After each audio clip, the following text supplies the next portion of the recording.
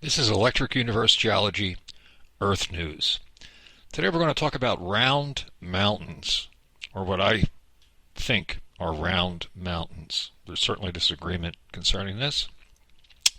Right now we're looking at Meteor Crater.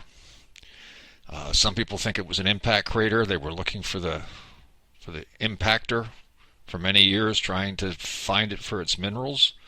The EU version seems to be, there seems to be a consensus that there was a thunderbolt that pulled this up, removed the center, and pulled up the rim.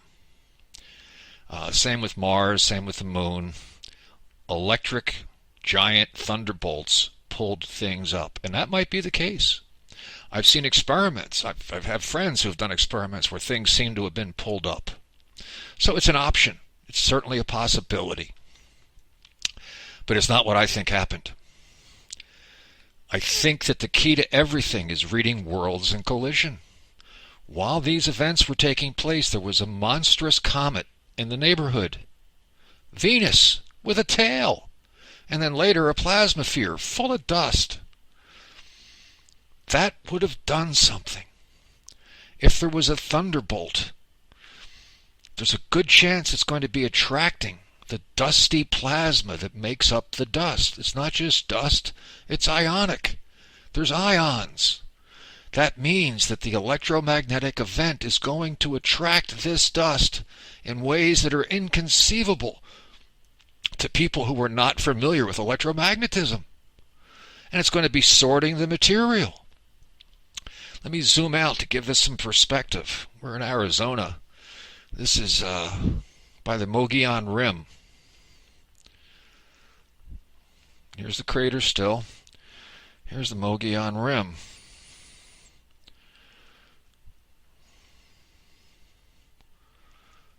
This guy along here. Let's see. Yeah, this is it here. So these layers are all that surround this area are the same layers as the crater. The crater is just pulled up layers that surround it for many, many miles in all directions. I think there was probably water down here preventing accumulation, but here it was dry at one point.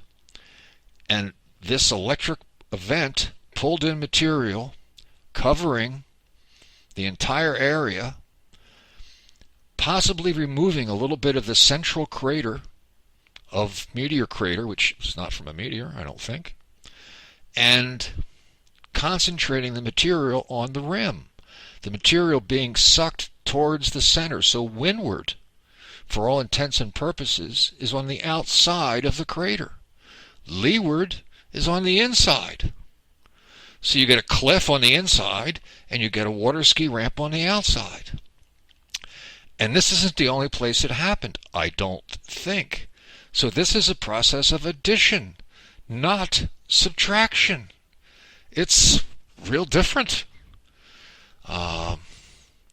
Maybe we should look at Mars, even though this is supposedly Earth news. Let's take a flyer here. So here we have Mars, Valles Marineris.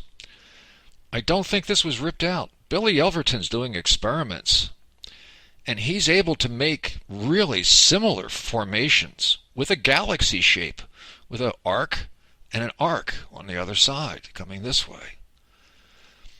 And he's not ripping out a canyon. The canyon's never there. The material builds on either side of an area that never was deposited.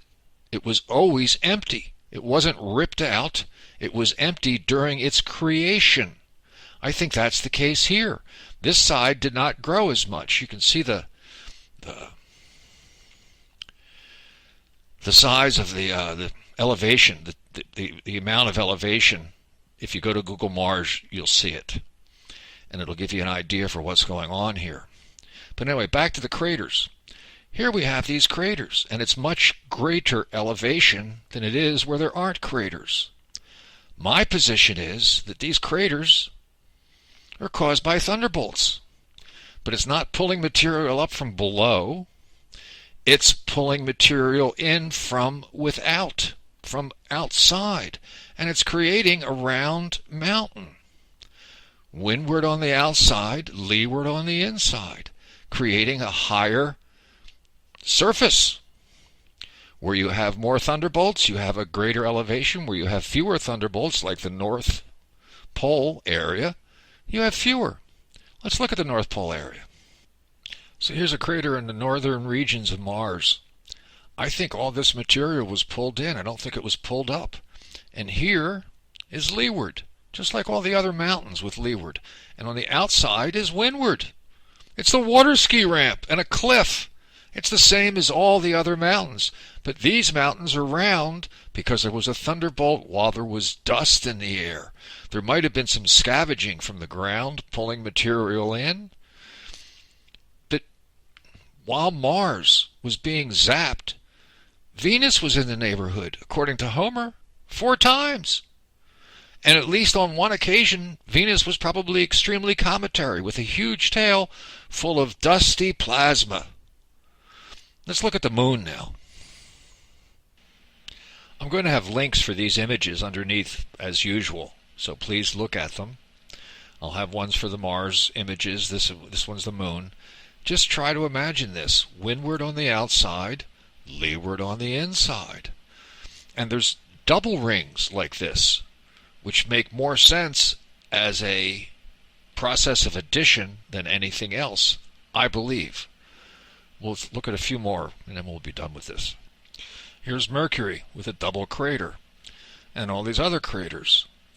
I think it's much more logical when you read eyewitness accounts of all of these different bodies doing battle, including Mercury. It's one of the players in this drama that took place within the last 10,000 years or so. But yes, I think this is material being pulled in. I think this is leeward, windward. Same here. I think that craters are round mountains. And I don't think there's a lot of other people with this position. They're probably way too intelligent to take that stance. So, we'll visit this again, but it's a different way of looking at it. It's a process of addition, not subtraction. There's dust in the air. You can't just keep pulling things up to increase the surface of something. It kind of falls apart. But if you pull things down and electroplate them, when there's a gigantic arc discharge, God knows how far these things are apart, but they're big, then you have this ability to electroplate, creating round mountains. Thank you.